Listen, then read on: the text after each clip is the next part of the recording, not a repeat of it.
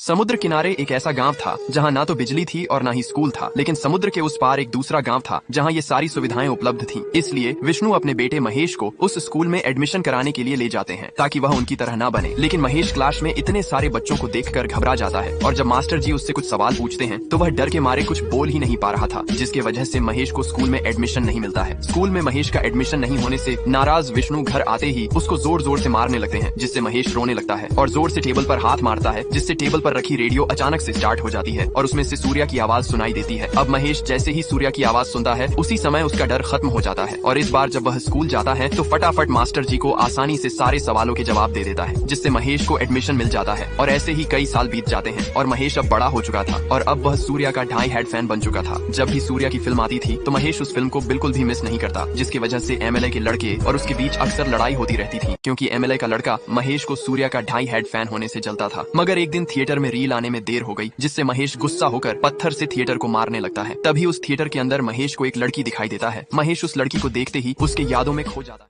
समुद्र किनारे एक ऐसा गांव था जहां ना तो बिजली थी और ना ही स्कूल था, लेकिन समुद्र के उस पार एक दूसरा गांव था जहां ये सारी सुविधाएं उपलब्ध थीं। इसलिए विष्णु अपने बेटे महेश को उस स्कूल में एडमिशन कराने के लिए ले जाते हैं ताकि वह उनकी तरह ना बने। लेकिन महेश क्लास में इतने सारे बच्चों को देखकर घबरा जाता है और जब मास्टर जी उससे कुछ सवाल पूछते हैं तो वह डर के मारे कुछ बोल ही नहीं पा रहा था, जिसकी वजह से महेश को स्कूल में एडमिशन नहीं मिलता है। स्कूल में महेश का एडमिशन नहीं होने से नाराज विष्णु घर आते ही उसको जोर जोर से मारने लगते हैं, जिससे महेश रोने लगता है और जोर से टेबल पर हाथ मारता है, जिससे टेबल पर रखी रेडियो अचानक से स्टार्ट हो जाती है और उसमें से सूर्या की आवाज सुनाई देती है। अब महेश जैसे ही सूर्या की आवाज सुनता है उसी समय उसका डर खत्म हो जाता है और इस बार जब वह स्कूल जाता है तो फटाफट मास्टर जी को आसानी से सारे सवालों के जवाब दे देता है, जिससे महेश को एडमिशन मिल जाता है। और ऐसे ही कई साल बीत जाते हैं और महेश अब बड़ा हो चुका था और अब वह सूर्या का ढाई हेड फैन बन चुका था। जब भी सूर्या की फिल्म आती थी तो महेश उस फिल्म को बिल्कुल भी मिस नहीं करता, जिसकी वजह से एमएलए के लड़के और उसके बीच अक्सर लड़ाई होती रहती थी, क्योंकि एमएलए का लड़का महेश को सूर्या का ढाई हेड फैन होने से जलता था। मगर एक दिन थिएटर में रील आने में देर हो गई, जिससे महेश गुस्सा होकर पत्थर से थिएटर को मारने लगता है। तभी उस थिएटर के अंदर महेश को एक लड़की दिखाई देता है। महेश उस लड़की को देखते ही उसके यादों में खो जाता है।